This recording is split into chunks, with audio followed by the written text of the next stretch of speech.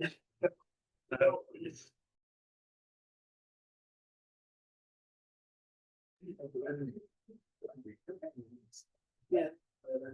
I think something that yes, then 66. All right. Welcome to the York County History Center for our Civil War Roundtable. My name is Adam Vance, and I'm the Director of Library and Archives. So we have an excellent presentation. It's been a few years since Dr. Fennell's been with us, but I think we have a pretty good turnout. It's a very timely topic. As I was writing today, the gentleman over there in the blue shirt. So if you could bear with me for a few minutes, I just have a few upcoming announcements, and then we're going to ask Mike Russo to come up and talk about an upcoming event for the Friends of the History Center, and then we'll turn things over to Scott Rosenau. On 9/18, I think that's tomorrow, from 5 to 7:30 p.m. Our History Center annual meeting will be in this room, and actually in the whole building, from 5 to 7:30 p.m. And this is an annual meeting for members of the History Center and their guests. The main event is to meet and talk with our new CEO, Benjamin Neely, who just started with us in July. On 9/26, I think that's Friday, we have an organ concert in this room, obviously. And Anna Smith will be with us to play our Tannenberg organ. And I've heard her practice, and she's great. She's great to listen to. On October 3rd, that is the first Friday. That seems like it's far off, but it's not. First Friday in October from 5 to 7:30 p.m. in this building, we will have late museum hours and family Halloween activities. And at 6 and 6:45 p.m. on the 3rd of October, we will have spooky walking tours, and you can meet with our tour guides at West Clark and North Beaver at a sandwich board sign, and it'll say when the tours start. Something that's personal to me, but it's something that the History Center is a proud sponsor of. On October 9th through October 11th, the Pennsylvania Historical Association will be meeting in York, Pennsylvania. Every year it picks a different city throughout the state to meet, and this year I am one of the organizers. So the Thursday night events are taking place in the History Center, and then the Friday and Saturday sessions will be at the Hotel Yorktown. It is $20 for local history attendees if you're interested in registering. And you can check out the program and you can register. The website is pa-history.org. If you have any questions or curious to learn more, please talk to me sometime tonight. Again, that's pa-history.org. And the Historical Association Conference is running from the 9th through the 11th of October. Finally, I'm announcing this, but everybody knows it's coming. On October 19th, our 51st Oyster Festival, hosted by the History Center, Friends of the History Center. It's our national York event. We're very happy to be spearheading this and making it happen every year, and that will be right outside these windows, as it was last year, from 11 to 4 p.m. on Sunday, October 19th. So thank you very much. Ready?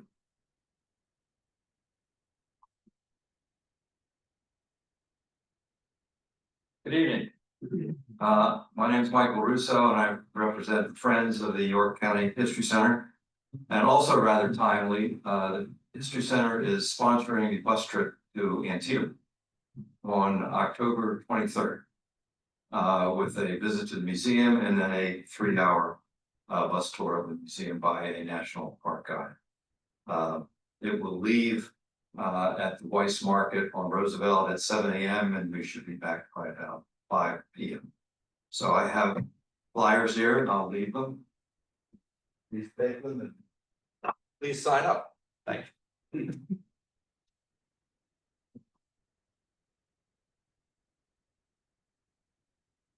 Welcome everyone for the York Civil War Roundtable. Glad to see everyone back after our little summer vacation here.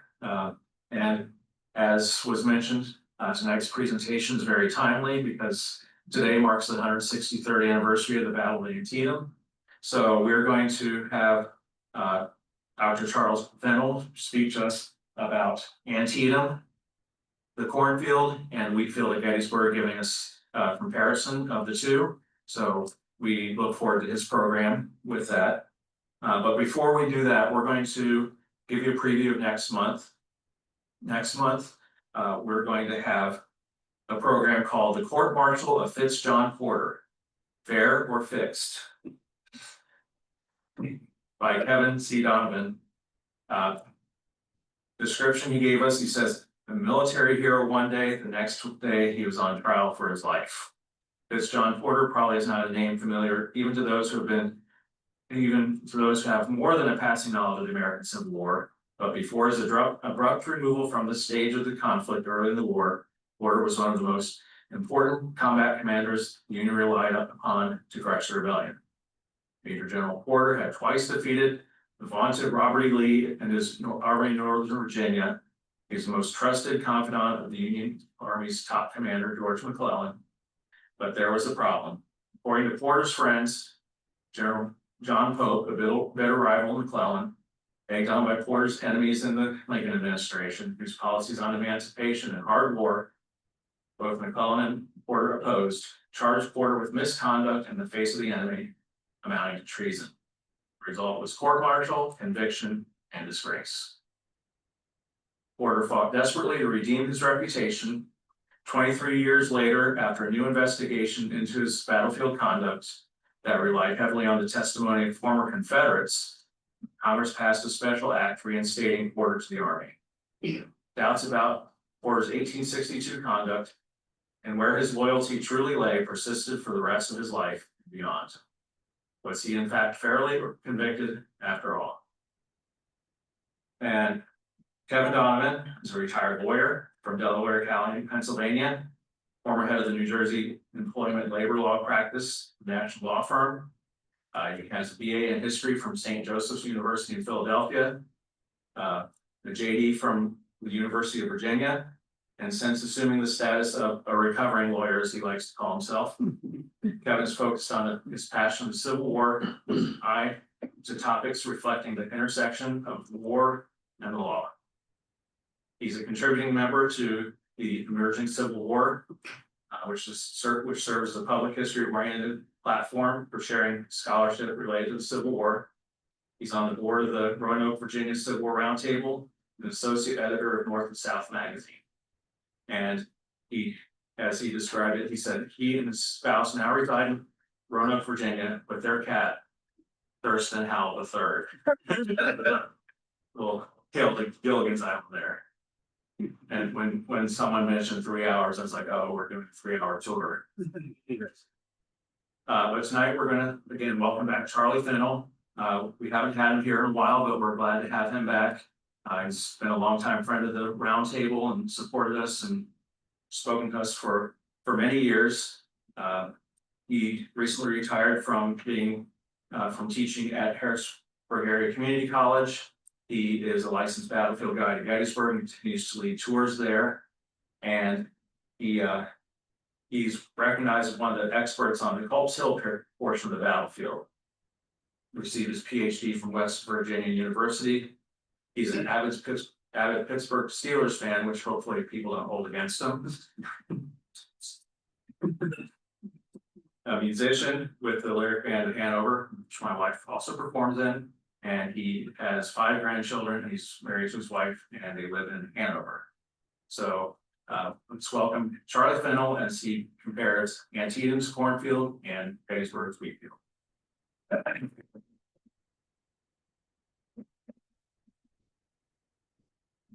Hey, thank you, Scott. It's been a while since I've been here. This is the first time in this building.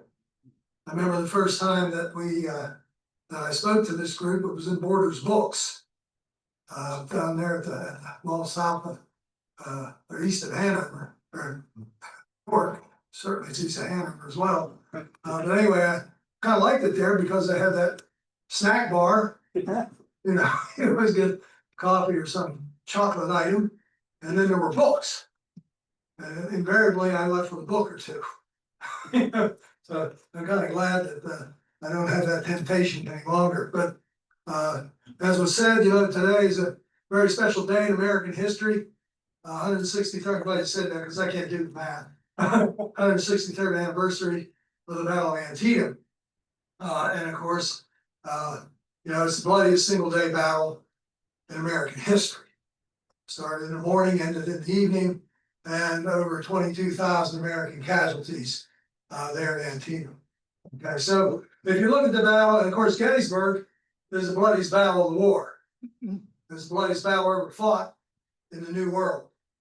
Over 51,000 American casualties in the Battle of Gettysburg.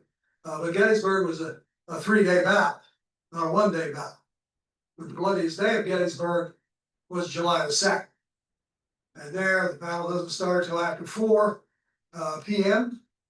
Lasts until dark, so roughly 4 hours, maybe 5. In those 4 or 5 hours, you're looking at around 20,000 American casualties. As I tell people, they get started in the morning instead of taking a break. They would have eclipsed Antietam as the bloodiest single day battle of the war. So let's see if I can manage this thing here. What's that mean? Down is advanced. Oh, down is advanced. Down is. Okay. There you go. So here you have a chart. They're always good to have. And you can see the casualties of the top battles of the American Civil War. Some of you recognize them. There's Gettysburg far and away the bloodiest. And you go down the list. Third from the end is Antietam. Well, they say that 22,000. Well, beyond 22,000. I always tell people if you double the losses of Antietam, it still wouldn't equal the losses of the Battle of Gettysburg. So once again, Gettysburg is far and away the bloodiest battle of the American Civil War. And of course, 2 of the more complicated episodes of those battles, and maybe the bloodiest of those 2 bloody battles, is a field of corn and a field of wheat. Both now demand to be capitalized and called the Cornfield and the Wheatfield. Okay, there's only 2 in America that have that honor, and that's because of the slaughter that ensued there. So we're going to take a look at the cornfield first. And chronologically, that's the way you do it. Okay, so the cornfield, as in the, I guess you would call it just outside of Sharpsburg. And one of the differences between the Wheatfield at Gettysburg and the cornfield at Antietam is the cornfield at Antietam, artillery played a big role. And both the success or failure of those men struggling there and also the casualties. The Wheatfield is open. Okay, it does have woods around it. There's the North Woods. They're north of the cornfield. It has the East Woods, and they're east of the cornfield. And then there's the West Woods, and they're west of the cornfield. And this is south of the cornfield. Okay, this is the plateau there where the Confederates had a lot of artillery. If you've ever been to Antietam, some of you will be going maybe on October 23rd. And if you do, tell Fitzjohn Porter hello for me, would you? Because he's still in good graces at the time of the Battle of Antietam. But anyway, this is where the visitor center sits, and they have a cannon display outside, and this is where the Confederate artillery was. So McClellan, he's back in the saddle again. As we know, he didn't perform so well in the peninsula. There outside of Richmond in 1862, and he got canned, and Lincoln put Pope in charge. Okay, and so McClellan, when he comes back from the peninsula, he's kind of sulking. He sending his men slowly to Pope, slower, and that somewhat contributed to Pope's failure at Second Manassas. And one of the guys that Pope blamed, of course, was Fitzjohn Porter. And so that's where the court martial and stuff comes from right there. But anyway, so you have 2 defeated Union armies. You have the Army of the Potomac under McClellan, and you have the newly formed Army of Virginia under Pope. They both need some reorganization. And so Lincoln is kind of got his back against the wall because Lee is deciding to go north there after his victory over Pope at Second Manassas. And so Lincoln put McClellan back in charge. Okay, and basically, if you look at McClellan, he's the guy I'd like to serve under.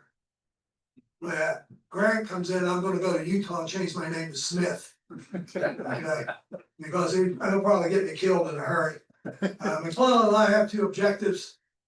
We wanna win the war, but we don't wanna get anybody shot doing it. You figure out how to do that and you'll be a genius, okay? But anyway, so McClellan, when Edwin Stanton heard that Lincoln was gonna put him back in charge, he said, "My God, man, he fails the fight." And Lincoln looked at him, I had a little homily to him. He said, just wrote that down. I said, "Yeah, he fails the fight, it's true, but he excels in making others ready to fight." And so he puts McClellan back in charge. And, McClellan will then pursue Lee, and he catches him at Sharpsburg along Antietam Creek. Lee was headed for Pennsylvania. They decided to wait until Jackson seizes Harper's Ferry. And Harper's Ferry was a major supply depot, had a lot of stuff in there the Confederates could use, and Jackson surrounded the place, and he's just waiting for them to surrender. So Lee was forced then to hold there along Antietam Creek, where McClellan finds him. McClellan had a battle plan, it seemed to be pretty good. It was typical McClellan, it was all laid out in order. He's much more organized than just about any other general.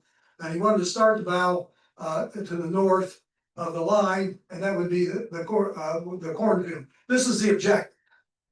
You take this ridge, you dominate the whole Union or Confederate line, and just down the road is Sharpsburg, where all the fords across the Potomac are. And if you take that, Lee can't get away. And McClellan will end the war, be president. Wouldn't that be great? Okay, so that's kind of the plan. The point is, in order to get to this, the Dunker Church, and that's the Dunker Church, still there. If I remember correctly, it's not the original, it burned. But it's some of the original wood, I think, is in the floorboards there anyway. But it was a form of Dunkers there that believed in total immersion. And then out you come. Okay, and it has some other peculiar habits too that I won't relate to you at this time. But that's where that was their meeting house. And it's prominent because there's nothing really else around it. So that was the objective that General Hooker, who's commanding the First Corps, and he will take the lead in this battle. Okay, right there, you have to go through this to get to that. Okay, so the cornfield's in the way. Cornfield's in the way. This is the cornfield. See, I know it's a cornfield because it says cornfield. Right there. And this is a little plaque they have there. And of course, it does have corn in there. I hate corn. Because you can't see over it. There was a problem they had at Antietam, as many of you are aware, is that the corn was taller than the men who were fighting in it. Okay, which made it difficult to see until you're right on top of one another. Okay, how big is the cornfield? How big you want it to be? Most, I guess, authorities, if you want to call them that, say it's around 24 acres. Okay, about 24 acres. Okay, which makes it bigger than Wheatfield at Gettysburg. Wheatfield at Gettysburg, at least on my tours, 23 acres. Okay, now the problem is it's not isolated. Okay, neither one is isolated. To control this area, you see those woods? You got to control those woods. Those are the east woods.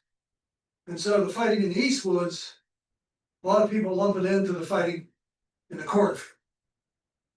So now you just expanded the cornfield into woods. Woods are not cornfield, but they're important to the cornfield.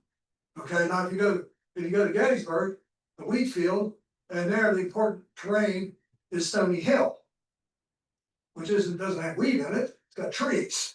Okay, but it dominates the wheat field. So this is a problem you have.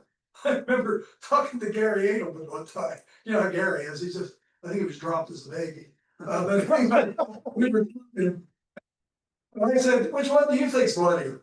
He said, well, the wheat field's probably bloodier. It depends on how big you make the cornfield can be. So if you include it, and to some degree the north woods and then the west woods, then this is far away the bloodiest field in the New World.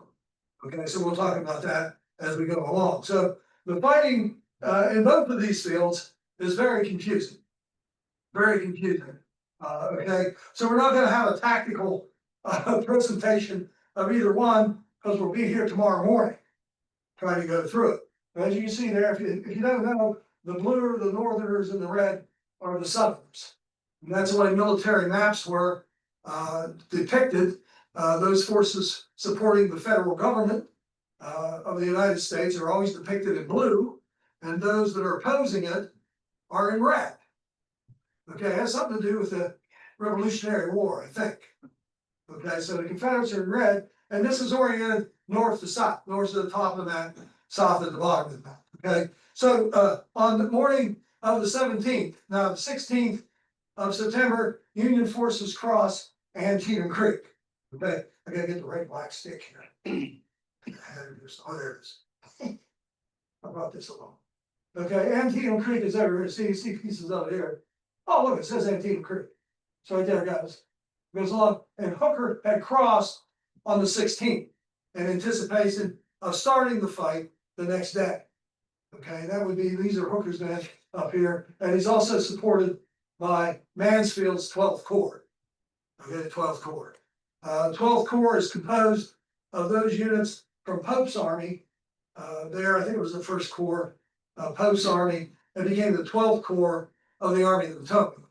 It's a stepchild. Okay, they're gonna get rid of it in 1863. They're gonna send it to Tennessee. Okay, get rid of it. All right, it goes out there. So it's fairly new. In fact, it's got a new commander. His name's Mansfield. See right there. Mansfield was second in his class in 1822 at West Point. Second in his class. It's 1862. Do the math. Guy's in his 50s. Never commanded troops in combat at any time in his career. Staff officer. Served in the Mexican War. Did pretty well there. You know, staff officer's engineer. And he was the inspector of the Army in 1853. He was happy because he made major. Okay. He was captain for like 11 years. But anyway, he was in that position when the war begins. See, he became the commander of the military district of Washington, D.C. Then they sent him to Virginia for a while, and then he came back. And so he's angling for a field command, so they give him one. Okay. Now he commanded some troops in the Mexican War, but this is his first real command with troops in combat, and he's commanding a corps. Okay. He's got over 7,000 men under his command, and he's a little concerned about them, and they are certainly concerned about him. He hadn't had time to get acquainted. He's only given command there on the corps was created on the 2nd of September. I think he takes command on the 15th. So just 2 days before the main event, he takes command. So if we take a look at this confused map, this is the first phase of the Wheatfield starts. It starts around 6 o'clock. Hooker's supposed to attack at dawn. Okay. Unlike the Wheatfield, until they wait until around 5 o'clock in the afternoon. But anyway, he's supposed to attack at dawn, and he's supposed to drive towards the Dunker Church, and now plateau that overlooks Sharpsburg. See, Sharpsburg is right down here, and the plateau is right up here. And that's the objective. And they use that church as a guide them. Just like supposedly Pickett's division used a bunch of trees to guide him to where he's supposed to hit on a ridge in Gettysburg. Okay, so it's not the objective, it's just where the objective is. And so as you can see here, the battle begins around 6 o'clock. Dawn is around 5:53, I think, on the 17th. So they get rolling right after that, and they're moving in. The first units that were in the Wheatfield, or Cornfield, excuse me, and I'll make that mistake again, okay, were the Confederates. Now, some of the Pennsylvania reserves were in the Cornfield, the Eastwoods, on the 16th. Of course, they pulled back and they were replaced by the 4th Texas. So the 4th Texas is in the Wheatfield when this affair begins. The first unit to enter the Cornfield from the Union side was the 6th Pennsylvania Reserves. So Pennsylvania, we were the first ones to get in there. Okay, but the battle really begins in the Cornfield when Ricketts makes his advance. Okay, and this you can see here, you can see the names there. And Ricketts is going to advance through here. Now keep in mind as he pushes this way, there's Confederates over here in the woods, and there's Confederates over here. So he's getting shot at from three different directions as he's pushing in there. So he pushes in Lawton's brigade, will push them out. So Lawton's brigade down here, right there he is, and he will go, and he'll push the Union troops out of the cornfield. Okay, that just starts. Okay, 35 minutes, the cornfield changed hands 3 times. Once every 10 minutes. Somebody else was in control of it, but they couldn't hold on to it. Okay, saw some of the highest casualty rates of the Civil War. Hartenstaff's brigade, the 12th Massachusetts, 76% casualties. 11th PA, 53% casualties, but they didn't get the dog. Okay, the dog, nah, you're not getting Sally. Okay, so Sally's in the cornfield. They're barking away, the Confederates. Then Doubleday will begin his attack at 6:15. So then Doubleday, fresh troops coming in there, and they're going to push back through and push the Confederates out of the cornfield. Then Stark and Tolliver make their attacks, and they push Doubleday. See how this works? Back and forth, back and forth. Okay, Stark's brigade had 650 men in it. They're going to lose 274 of them, including 2 commanders. 2 regimental commanders are going down. Tolliver has over 500 men in his brigade. He's going to lose 171, including 2 regimental commanders. Okay, those are close combat. It's hard to miss. All right, the East Woods are the key to the cornfield. East Woods. These are the woods right here. Here's the East Woods, the cornfields. Made in this mess there in the middle. Okay. Probably the most famous episode here in the cornfield, at least the one people talk about the most, is the First Texas. Okay, part of Hood's division. Hood commanded the Texas Brigade early in the war, considered himself a Texan. He's not. He's from Kentucky. Don't tell anyone. Okay, so everyone thinks he's from Texas. They named a fort for him down there. Fort Hood. That's Fort Hood again, I think. You know, I'm so confused. Anyhow, so Hood, he sends them in the First Texas leading. They go into the cornfield, and they're pushing through the corn, and they can't see where they're going. And they're going to get all the way to the edge of the cornfield, and they come up here, and what do they see? Union troops get ready to advance, and they're going to go up against the brigade of Union soldiers. Not going to go well for them. As soon as they come out of the cornfield, the cornfield, they're starting to take fire from a brigade of Union troops. They're a regiment, and their casualty rate here is 82.3% in 15 minutes. They got slaughtered. Sound familiar? First Minnesota, Gettysburg, Pennsylvania. What they do? They charged the brigade. Okay, and theirs was, and I forget the exact, about 82% for them. And this is standard operating. You're going to send a regiment against the brigade, expect high casualties. So there's high casualties in all of this there, as you can see. 7:15, here comes our hero, Mansfield. He's all excited, you guys, leading troops into combat here. And Mansfield will come in. So let's see, here we can, now you can see how the ebb and flow is in the cornfield. This is the Iron Brigade coming through the cornfield. See what I mean? Can't see a thing. These guys are going through there. And it's probably good they can't see, because if they saw where they were going, they might hesitate. All right, and they're going. And so the Iron Brigade, they're under Gibbon, General Gibbon, who's actually a North Carolinian. They don't care. He's a good commander. Okay, and they're going to be involved not only in the fight for the Wheatfield, as you see here, at Cornfield, but also to some degree in the West Woods early on in the action. So do you count the casualties that the Iron Brigade suffered in the West Woods as part of the casualties of the Cornfield? Okay, so I would suggest for our purposes, since it's the 17th of September, we're going to count them. And that's going to get the numbers up. So there they go through the corn, and here you can see the attacks coming in, and this is the Texas Brigade going in. They're under Wolford here. They're going to go in there and hit this line, get slaughtered. As you can see, more troops are coming in. But Lee is able to take troops from other parts of his line because McClellan only attacked in one spot early on. Okay, and Lee has internal communication. All right, so he can move troops quicker from Longstreet to Jackson than McClellan, who's over here somewhere, he's off the map. He can move around. And so there's a problem. So he's waiting for Hooker to do his thing and get up here to the Dunker Church. And then the next phase will go. And so these guys are on their own hook, First Corps of the Union Army there. It's a decent plan because he's sucking troops from other parts. But if he'd attacked sooner in other parts of the line, he would have been president of the United States. Okay, but he didn't. He didn't do it. And then he couldn't get Burnside moving for some reason. And that's another story. Okay, that's off the map here.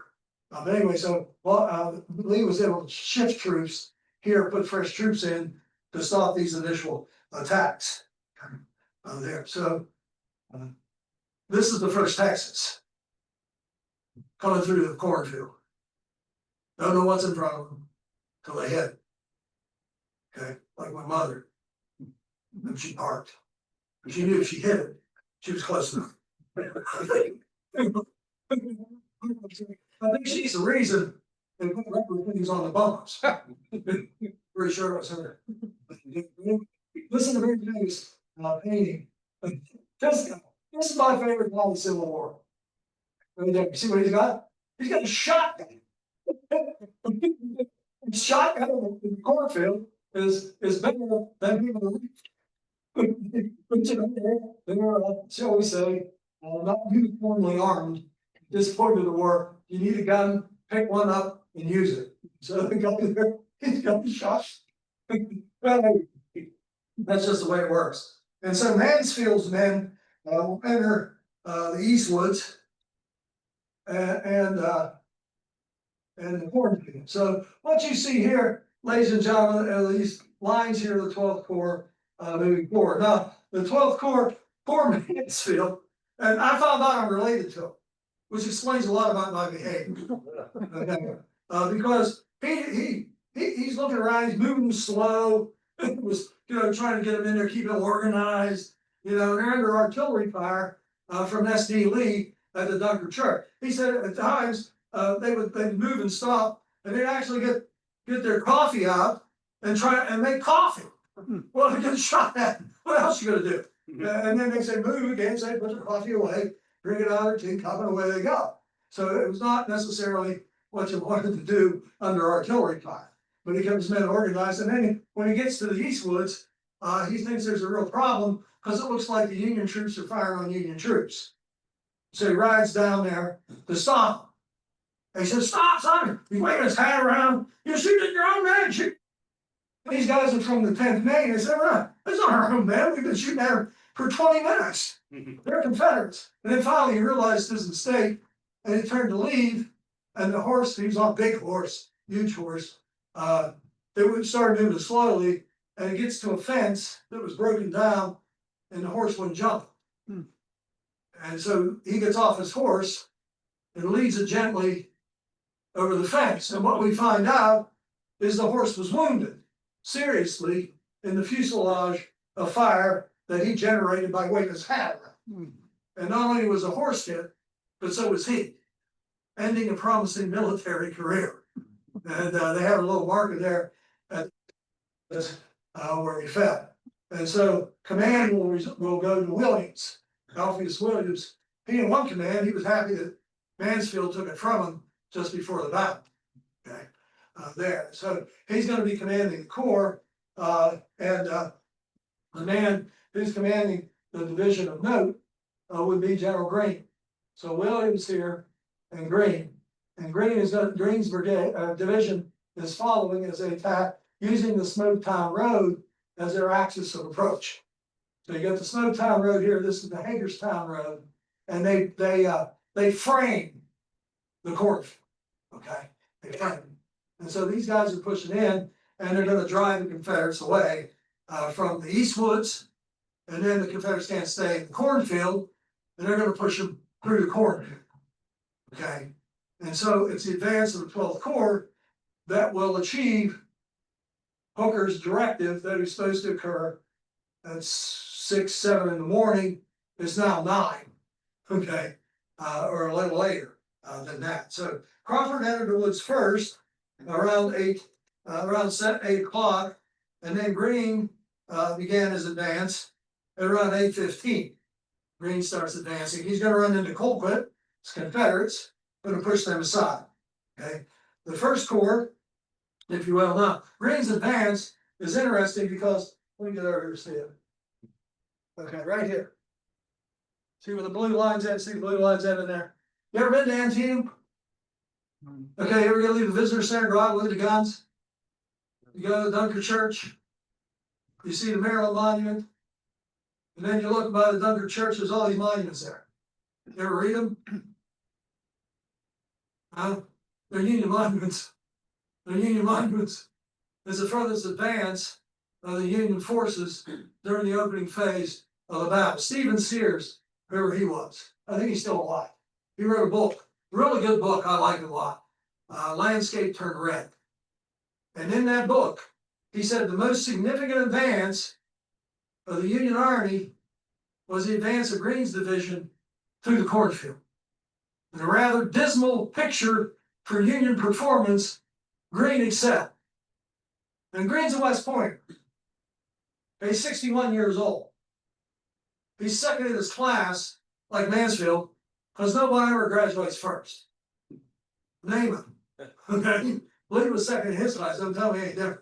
McClellan was second in his. Warren was second in his class, whoever he was. You see? And so he was second in the class of 1823, the year after Mansfield graduated second in class of 1822.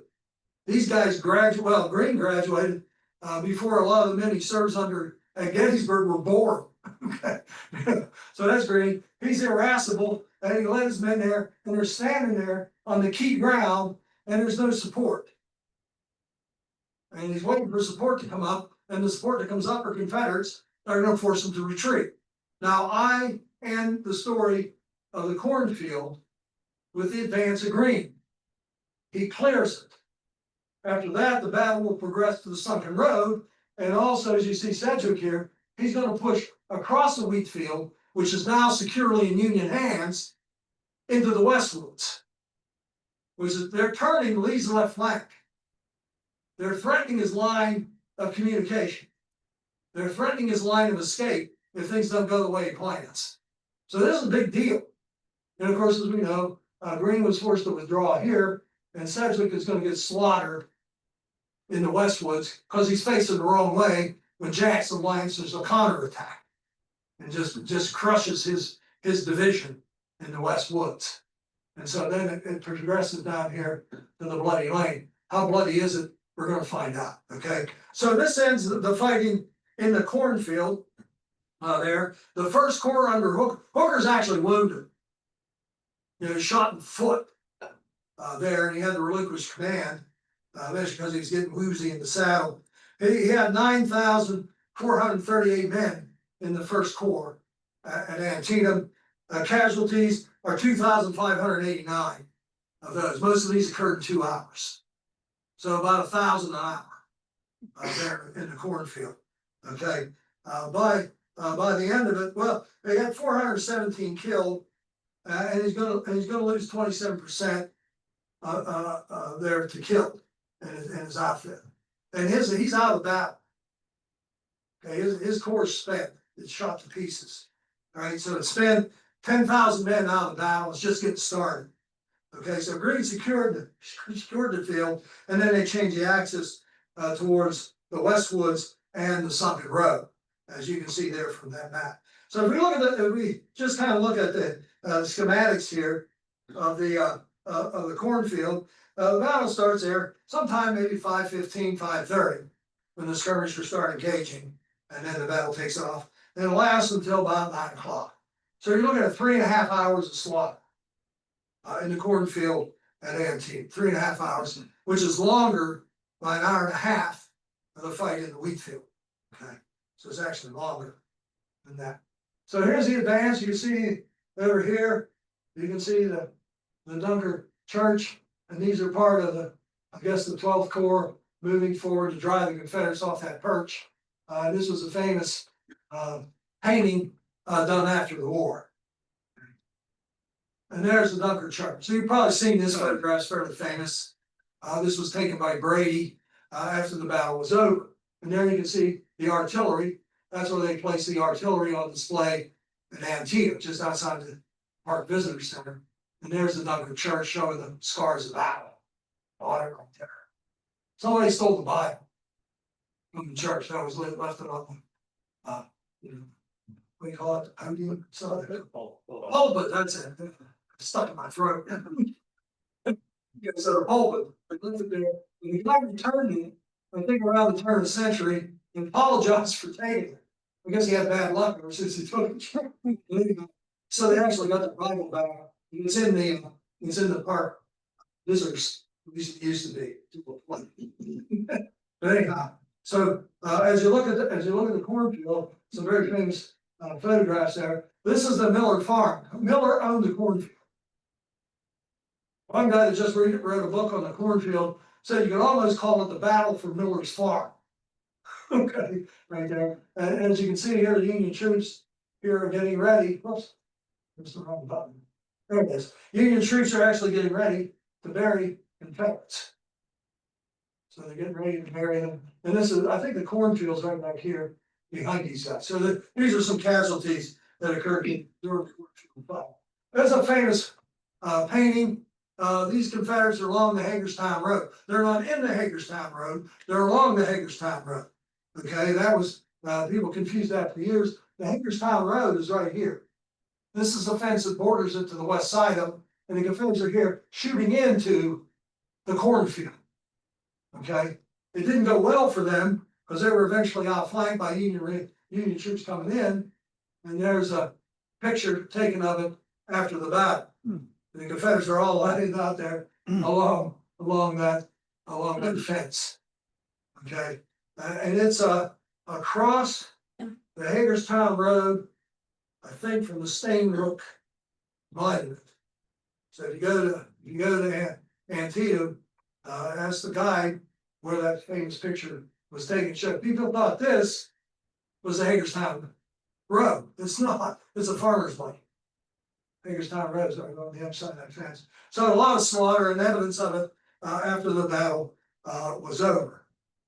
Okay. So one of the descriptions given, there were several descriptions of the cornfield after it was over.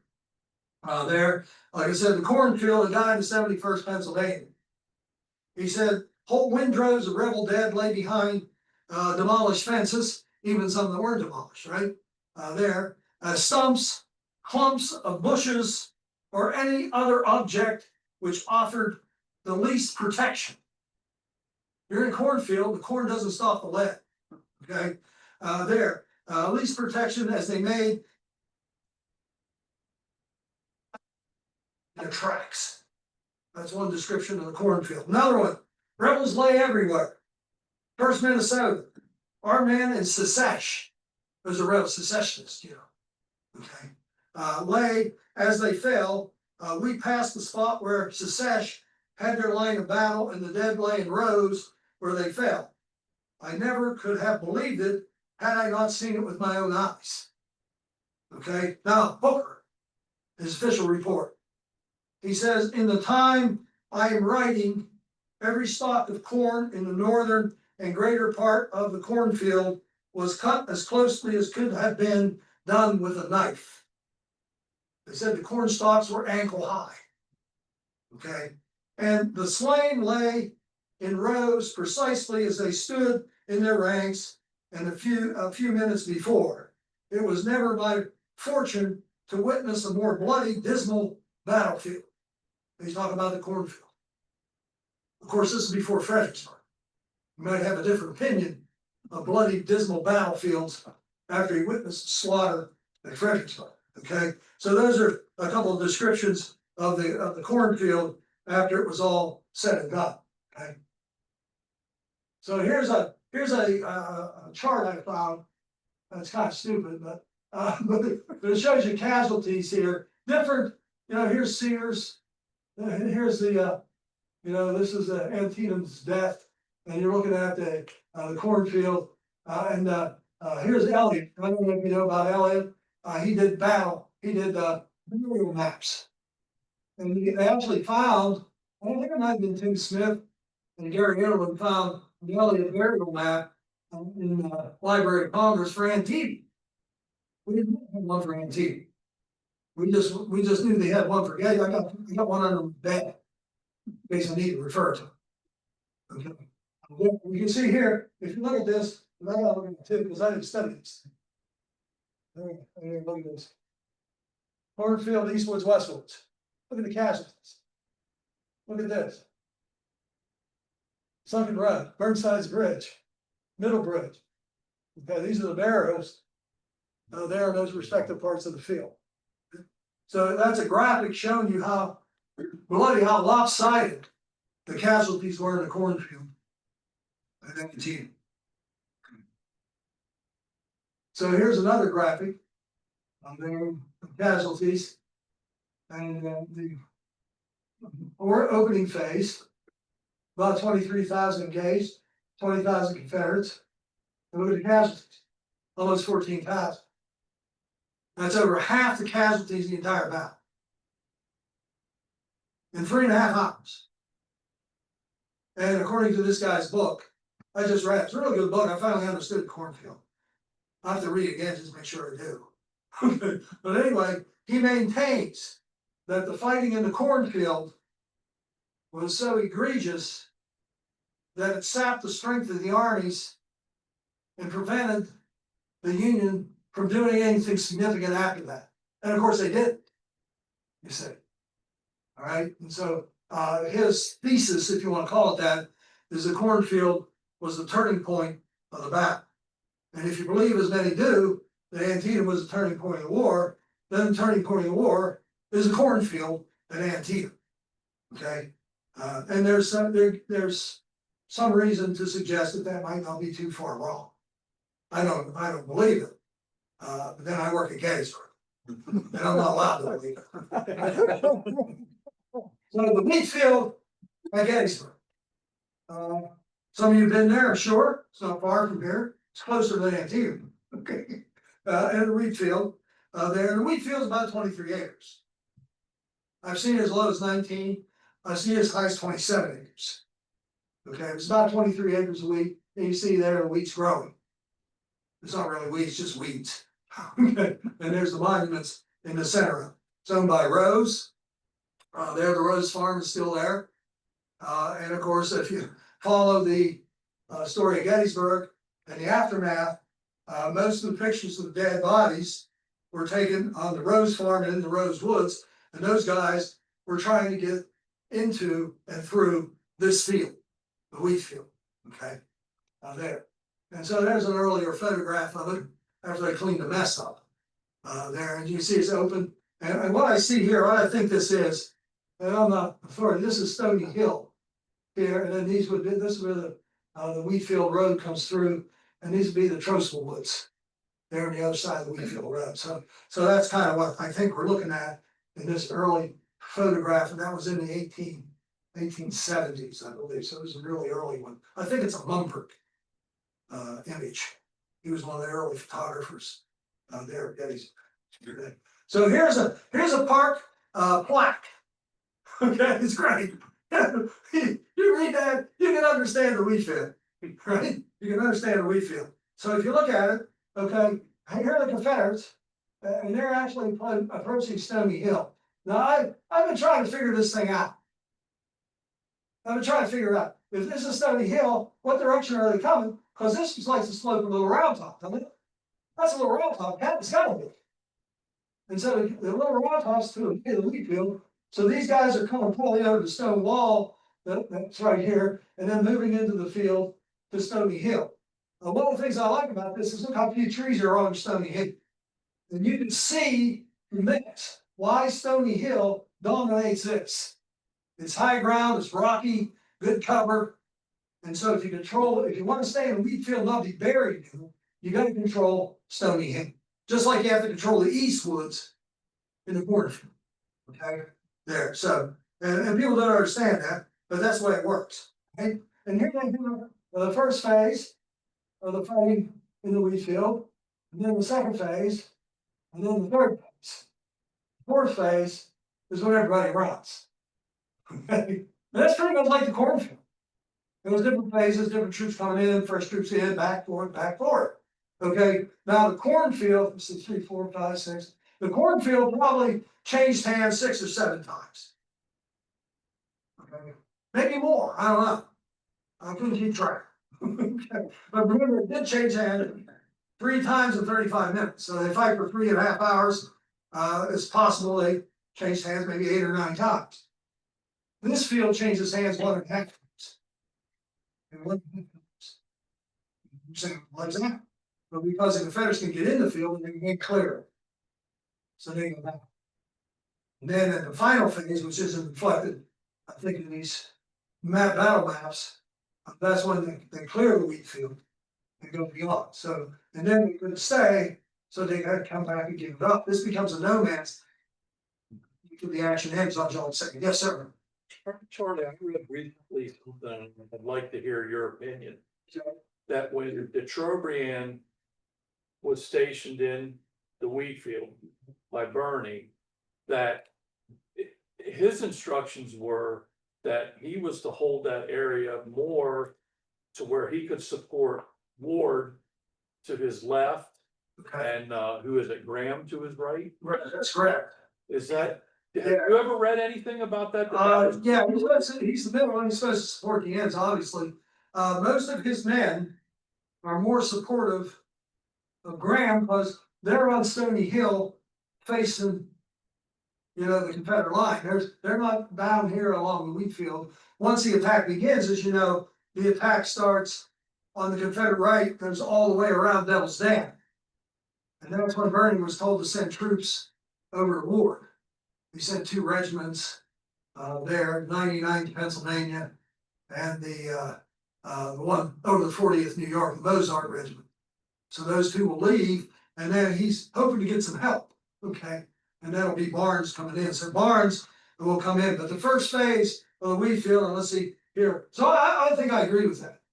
Yeah, I think I agree. So he's trying to do this thing, and he doesn't have enough men. That's the problem with Sickles. We heard of Sickles. Okay, great general. And Sickles doesn't like the ground he's on. So he says, the heck with it, I'm gonna go ground I like. And so he left where he was supposed to be and went out to the Emmitsburg Road. Now, I guarantee you the ground of the Emmitsburg Road is better. But he didn't clear it with the boss. And there's where he gets into trouble. Okay. And in case you forgot who the boss was, and everybody does, that's George Gordon Meade. Okay, he's new to command. Now here's a scene of a Wheatfield, very famous. And this print sells a lot on St. Patrick's Day. So he goes, here's the Irish flag. And this is the Irish Brigade. See the flags, how close they are? The Irish Brigade has 528 men at Gettysburg. That's a brigade. 528 men. What happened to them? Well, they got slaughtered in the cornfield, or at the Sunken Road, excuse me, at Antietam, and then they went up against the stone wall of East Heights at Fredericksburg. So not many of them around when you get to Gettysburg, because they like to fight. Okay, and so the big unit here is the 28th Massachusetts, and that's what you're showing coming in here. And these are Confederates under Kershaw's command at the Stony Hill.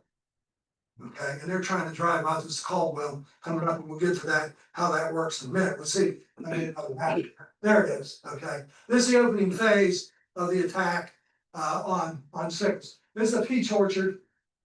They actually have peach trees there. There's a sign there that says peach orchard.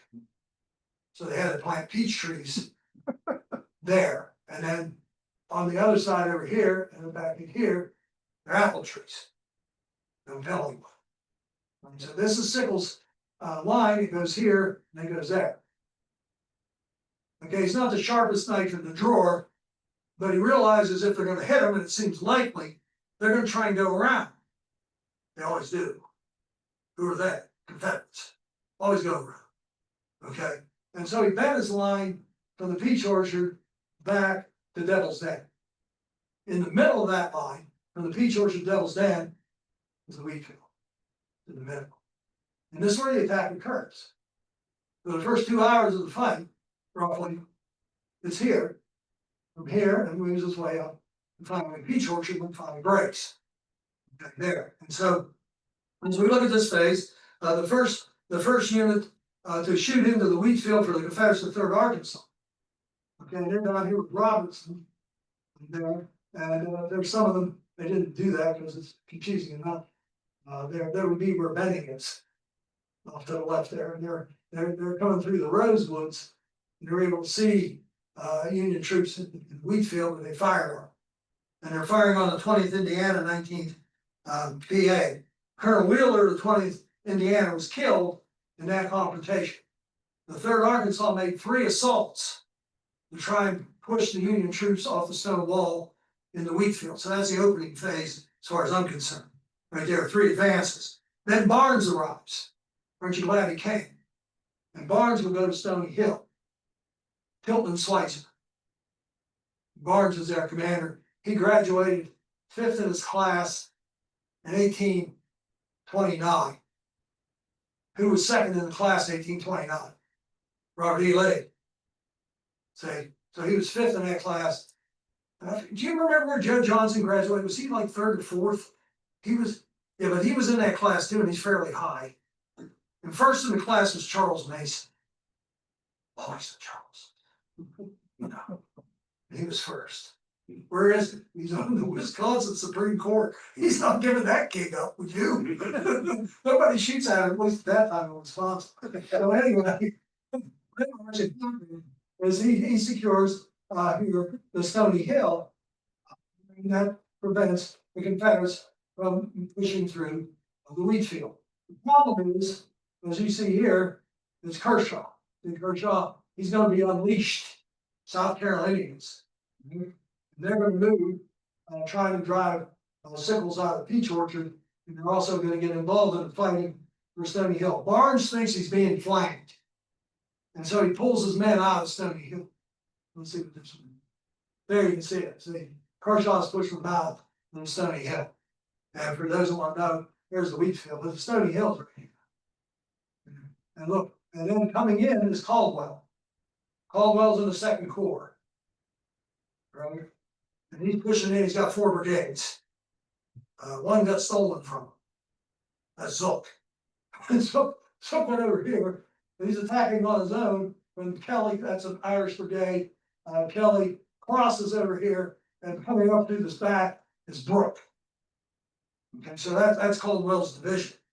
It's a pretty fine division, it's just that some of the units like the Irish brigade are low in numbers because they get shot. Who was their commander before Caldwell? Hancock.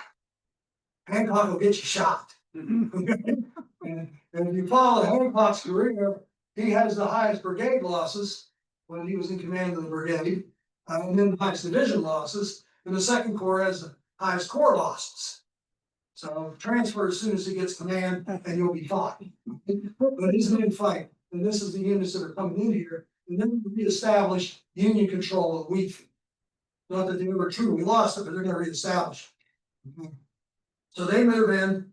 Anderson was the first of the Confederates to advance into the Wheatfield.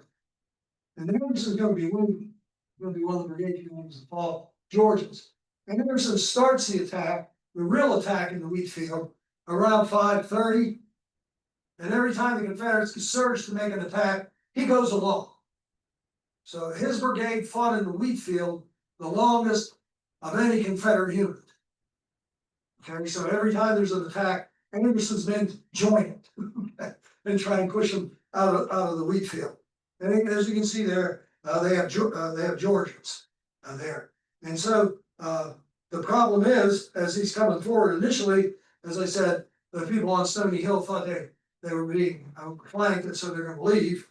But his men still couldn't push through the Wheatfield. The phase 2, phase 1 is this opening. Phase 2 is what you're looking at here as Kershaw seizes Stony Hill. Kershaw's advance probably around 5:15 or so. Okay, South Carolinians. Some of them went for the Peach Orchard, drive the guns off. and then thought they had orders to come back and join the attack on Stony Hill. They didn't, that was a big mistake. But be that as it may, they're gonna drive the Union forces off Stony Hill. So when Caldwell comes up, he's gonna try and take that hill back, Stony Hill. So you could say Stony Hill changed hands maybe 3 or 4 times, not the Wheatfield. Okay, so this is the Eastwoods, the Cornfield, Stony Hill, at Gettysburg, Wheatfield, same significance. Got to control that, control the fields. Okay, there. So kind of desperate fight. 17th Maine found it was on its last rounds, and so it withdrew from the fight, and then was ordered back in because there was nobody available to stop the Confederate surge, and so they went in and stayed when they were properly supplied there. And so you got this situation of trying to feed these guys ammunition because they're shooting a lot at one another. Okay, so Kershaw forces them off that perch, and that's the second phase. The third phase begins when Caldwell advances. And this is what you see here. Caldwell's advancing, and they're going to push the Confederates not only off the stone wall on the edge of the Wheatfield, and that stone wall, ladies and gentlemen, is right here.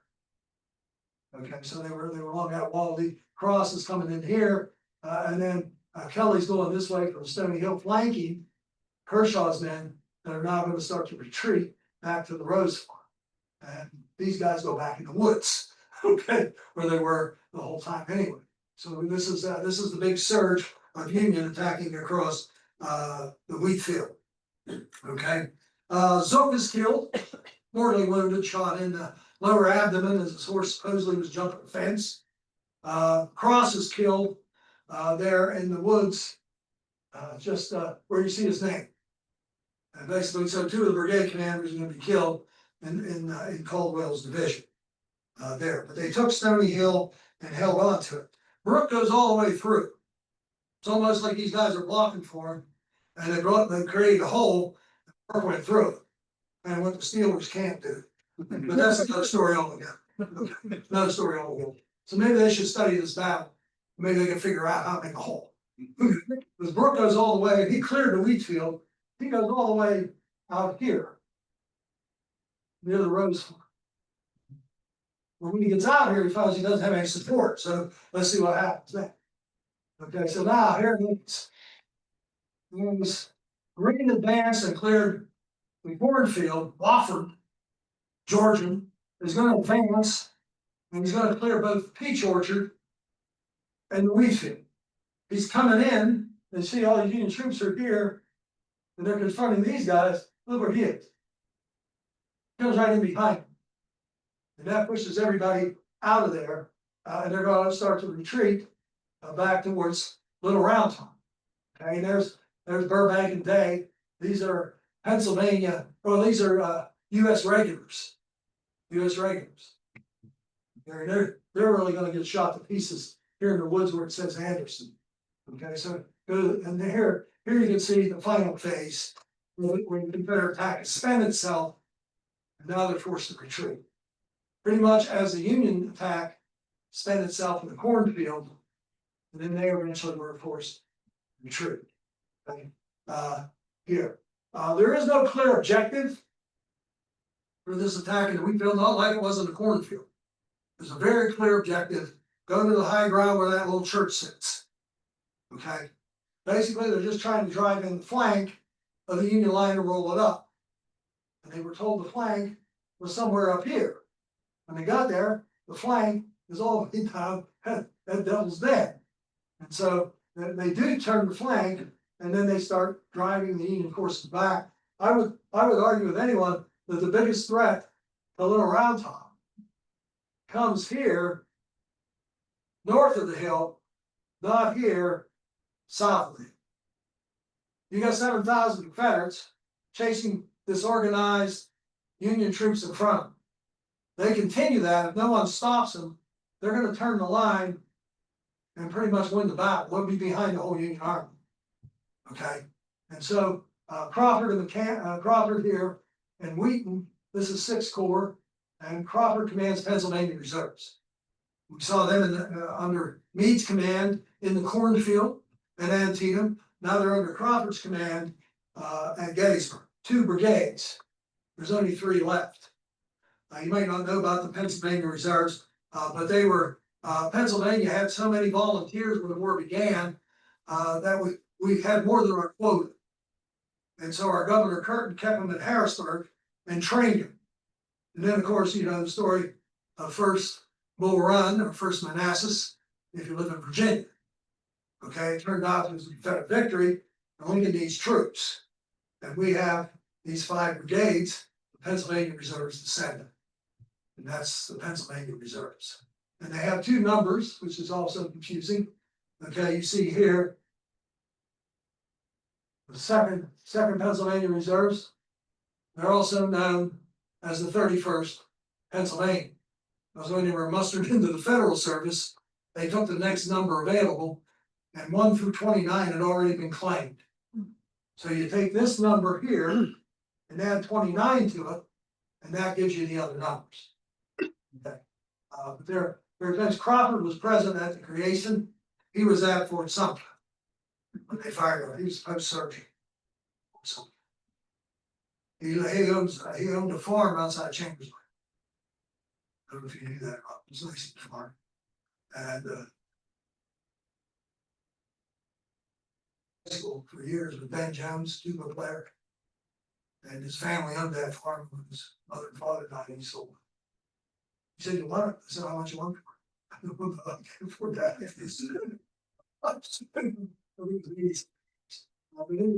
So this is the final phase. So the Wheatfield starts, roughly 5 o'clock goes to 7.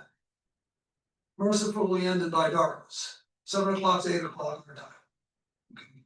And so that's one thing you can keep in mind. So here's once again the confusing thing. Here's another little instance. There kind of shows you the wheat.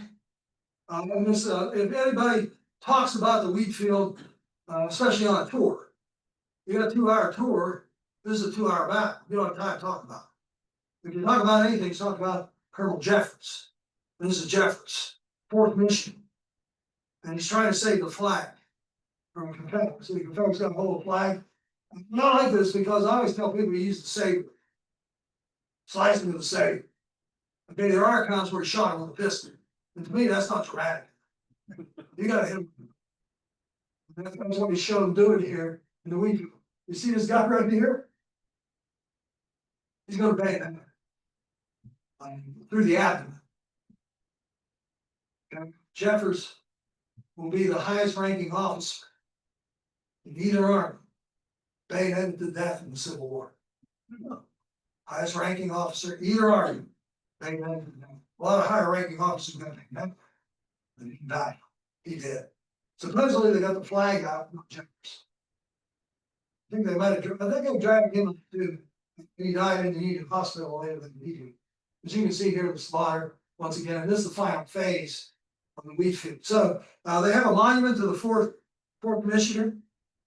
There it is. So it's near where that painting was painted. And for years we told people that was Colonel Jeffers holding the flag. Isn't that great? Okay, is it Colonel Jeffers?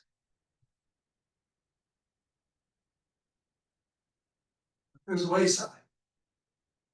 I don't have it there anymore. That's where that one showed you the Stony Hill and all those arrows.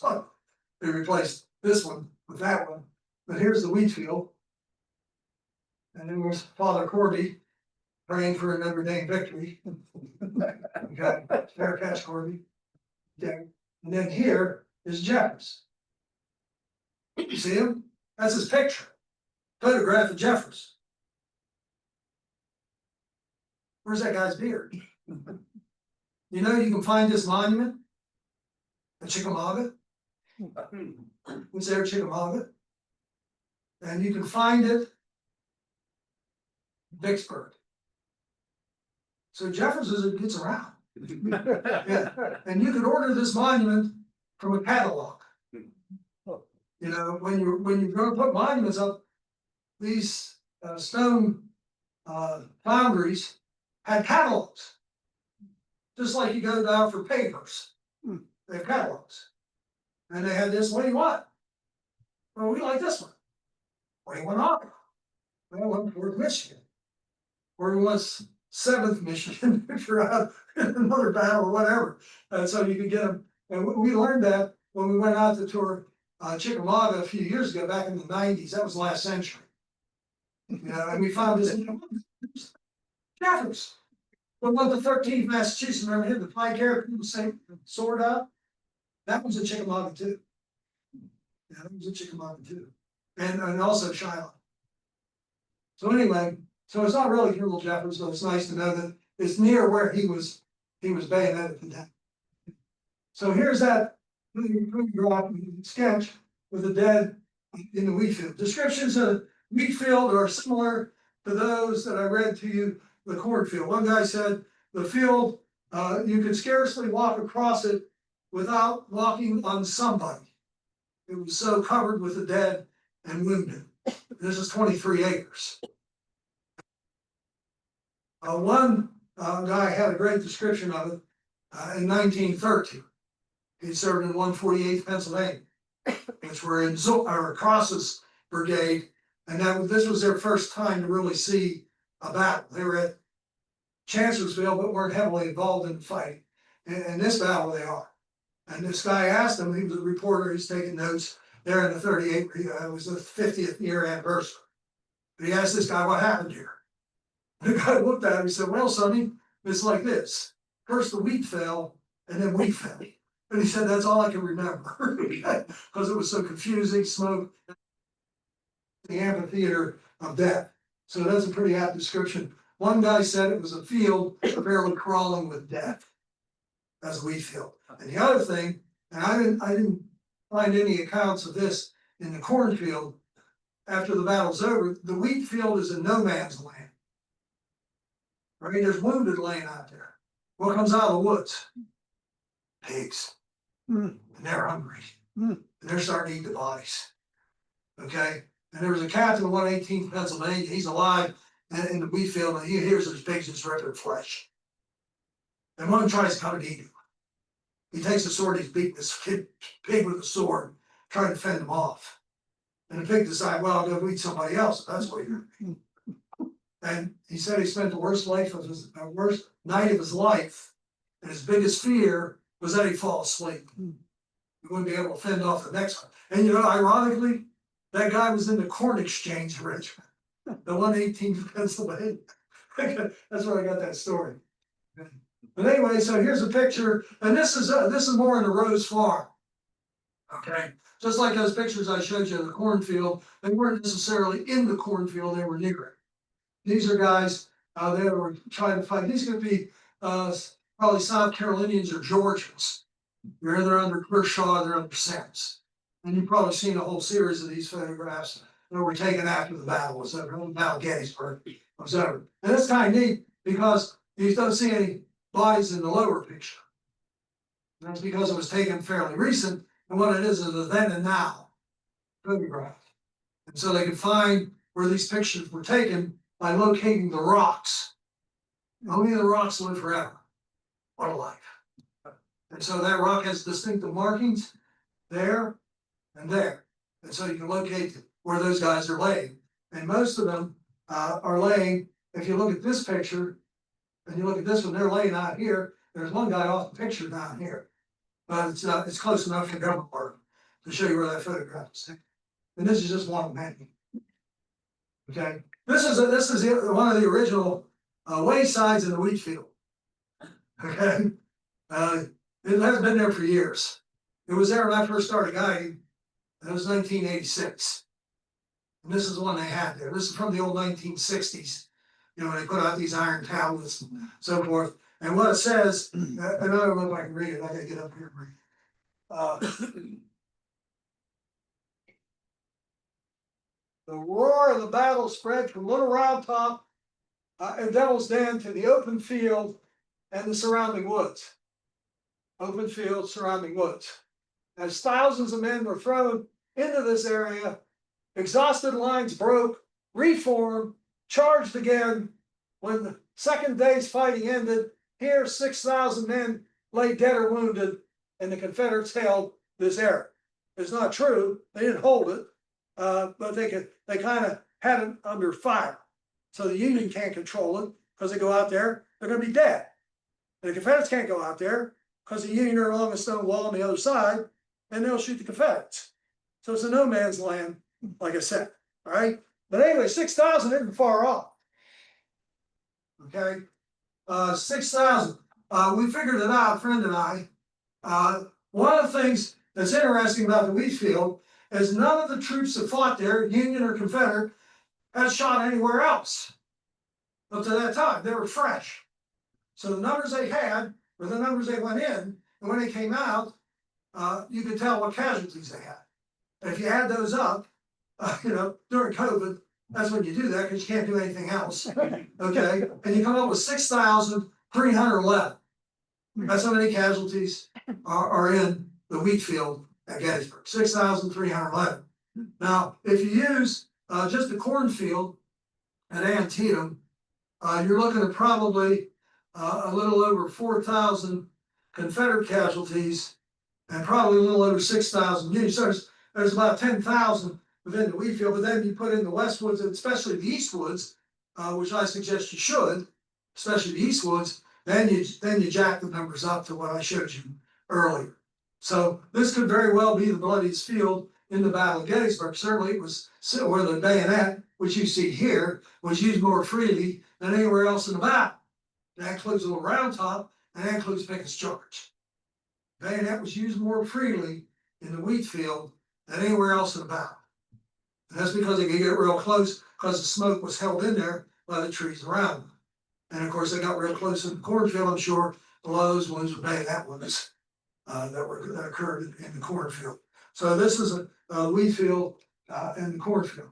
So this is an Elliott map of the Wheatfield. Those slashes are dead bodies where they're buried. Okay, this right here, Rosewoods. Here's the Cornfield. Okay, and then the woods around it, Wygert Woods and so forth. There's the Rose Farm right there. This is the entrance into the Wheatfield, and then there's bodies up here too. So you look at all these. That's where they took the pictures of the dead on the Rose Farm. So you count those if you want to. I'm not going to. It's not my job description. So that's the Wheatfield. There's the Cornfield. So all the slashes are dead bodies. Okay. So these are certainly the Cornfield's the bloodiest field in the bloodiest single day battle of the war. Wheatfield, some people would argue Pickett's charge maybe had more. I know mine does, because I like to shoot more people than most people. So my casualty rate around Pickett's charge around 8,000 is probably high. So let's say 7,000. That's still a little bit more than the Wheatfield. Okay. So which one's bloodier? Cornfield. Okay. Which one's more significant to the outcome of the battle? Certainly the Cornfield. Okay. So those are the things to keep in mind, especially if you go to Antietam on October 23rd. Both are very bloody, both are very costly, both are very complicated, confusing. Both see a lot of close combat, hand to hand, bayonets. The Civil War at its ugliest, as seen in the Cornfield and the Wheatfield at Gettysburg. All right, so that's all I have for you. I open it for questions. Anyone have any questions? Don't ask a question I can't answer. Okay, makes me look stupid. Yes, sir. Those photographs you showed of the dead soldiers, had those been moved or cleared or anything before being buried right there? You mean the ones at Gettysburg? Yeah. Okay, a lot of them have been moved in big lines. They were still there where they were shot. And they moved them in lines, and you could see that, and we point that out in the one that beat them, the Cornfield where they're standing, the Confederate dead were in a row, and that makes it easier to bury. So they did. I don't know if you remember that one where they're in a V, and then it's in the Rosewoods, and they're in a line this way, and people thought, oh, they were shot in a row. No, they just put them in a row so they could bury them. And what they do is they dig near the dead body and throw the dirt away. Now you got a hole. So you roll the body in, and then you dig the dirt where he was laying and throw it on. Then you roll the next body. And you do that down the line, and the advantage of that is you only have to throw the dirt once. This is not nice work. These people have been dead for days. Could you imagine the stench? And you're trying to bury it. You want to get that job done as quickly as possible. And I would suggest to you, and we have evidence to confirm this, that those burial trenches initially were probably 3 to 6 inches deep at most. That's it. So the dogs and pigs could find them easily and rip them out. Yeah, so the one you're thinking of, the one that was moved, was a famous Confederate sharpshooter at Devil's Den. It's probably one of the most written about, analyzed, discussed photographs of the entire American Civil War. In fact, there's just a new article out on it, which suggests that the guy was killed on the 4th of July, and he's from Georgia. And what they use for their evidence is he doesn't have very mortars. If you look at the other photographs taken, especially down in the what we call the Bloody Run, the Plum Run, there's that one guy there looks like he's playing piano. Okay, and that's rigor mortis. He's laying there, he's all rigor mortified. Whether is that a word? It is not. Rigor mortified. That's right. Yes, sir. Here's the question I'm gonna be able to answer, just strictly your opinion. If they would have started the attack earlier, you think it would have been different? You mean Gettysburg? Yes. Absolutely. Here's something to think about. If they had started early enough, Sickles wouldn't have had time to move. So he'd have been back where he's supposed to be, and then we'd see if his background. But they'd have more daylight to tell, what was ahead of them. And I always say that, especially in Culp's Hill, that would matter. Because they outnumbered the Confederate Union defenders under 3-1. They didn't know it because it's dark. So to get started earlier, had more daylight. So I think it might have changed the course of the battle. Certainly would have made. Certainly, I think the Confederates came a lot closer to winning than they did, and they came very close. Anyway, second day they almost won that game at Gettysburg. So that's what I think. It's a sensitive opinion question I can answer. Thank you. Very good question. Any other? Yes. Around a little after 6 o'clock, as his line's collapsing, about 6:30 perhaps. He's hit with the cannonballs, as the line's collapsing at the peach orchard. Mississippians are blowing through it. He's at the Trussell Farm, but let's see, here we go. We're all away.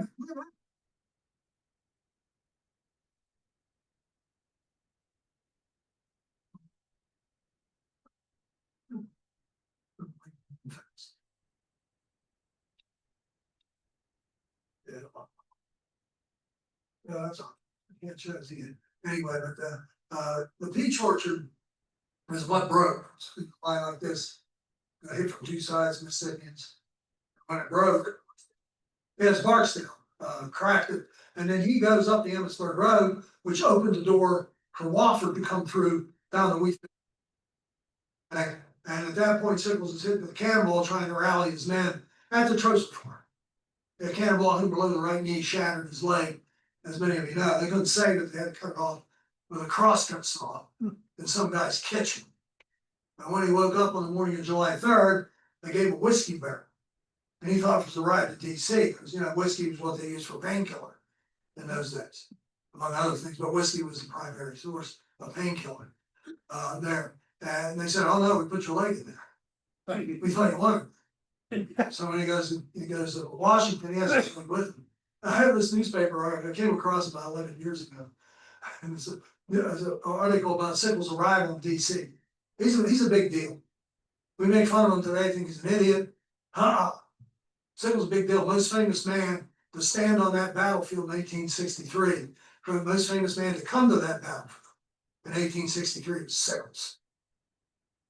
Not Lee, not Lincoln, certainly not Meade. It was Sickles.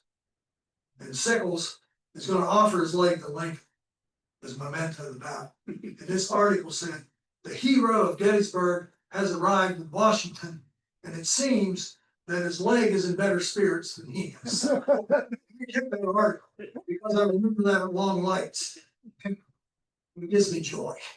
Okay? I don't get road rage, I just sit there, sometimes I miss like repeat, get on. Yeah, and so that's when and that's when they're starting to take troops from other parts of the line. Almost lost the battle, they're doing that, you know, so it's around between 6 and 6:30. Is when he's hit with the cabin. He's got to visit us. You can too, I mean, I think something you want to arrange. And now, what is that, the National Museum of Health and Medicine, Silver Springs, Maryland. It's got Sickles' leg in there, and you see the bullet that killed Lincoln. It has the hip bone of, I think it's Melville Watson or somebody, they got that leg, Melville Watson. They also have the picture of the guy dragging a rope through him. You know, body floss. He's using there. Yeah, he's Henry Barnett, the commander 149th, New York. So they have all that stuff. Gruesome place, take your grandchildren. They'll love it, they'll love it. He runs around. Okay, any other questions? Yes, sir. The cornfield, I read somewhere that the corn was not planted in rows the way we normally think of it now. So that certainly does contribute to the lack of visibility, which also contributes to high casualty rate. Would that not be correct? Wheat wasn't in rows either. You go to Wheatfield, they'll have some kind of grass that grows, it gets real high. And that's the way the wheat will look, it looks like wild grass. They don't have that tighter curve over it. So, and the wheat was pretty much chest high. That's another thing that's similar to both of these fields. Both were near harvest. You know, wheat's ready to harvest. Corn might take a couple more weeks, but it's ready to go. And it was harvest. Sometimes they call it harvest of death. There. So yeah, that's true. The trees were peach trees, cherry trees. They weren't in a row. You can see they do that so they can mow around. Yeah, they were more jumbled and irregular in pattern. Yeah. Just, To your point, the incidence of friendly fire must have been immense. yes, even artillery, because with the smoke, sometimes they couldn't see where to fire in. And of course, if you're in the cornfield and there's people coming through, you don't know who to shoot first. And so there were instances of friendly fire. Also in the Wheatfield to some degree. There, especially when the Union tried to replace. Some were coming out, some were coming in. Yeah. Do you remember the name of the author who wrote the book you were just talking about? The new book you read on Mr. Miller's fourth book? No. It's just titled The Cornfield. It's not, it was this titled.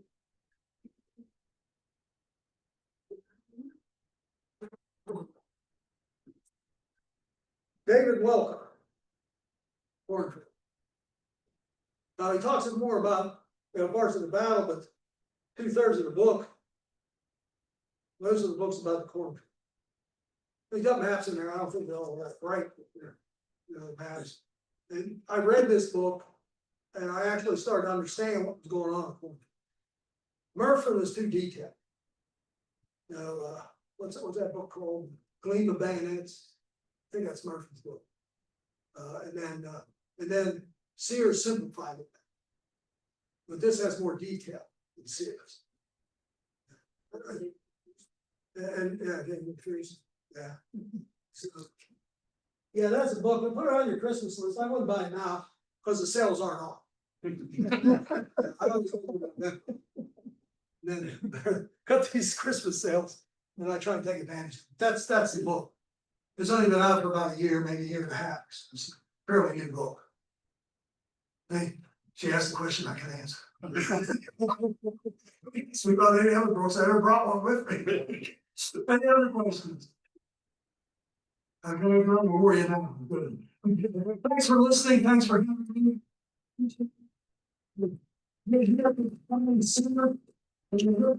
That's next. Okay, so just keep that in mind. All right? You know, we'll talk about something else. Okay. Take care. Go Steelers. Go Steelers. Yeah. Long suffering Steeler fan.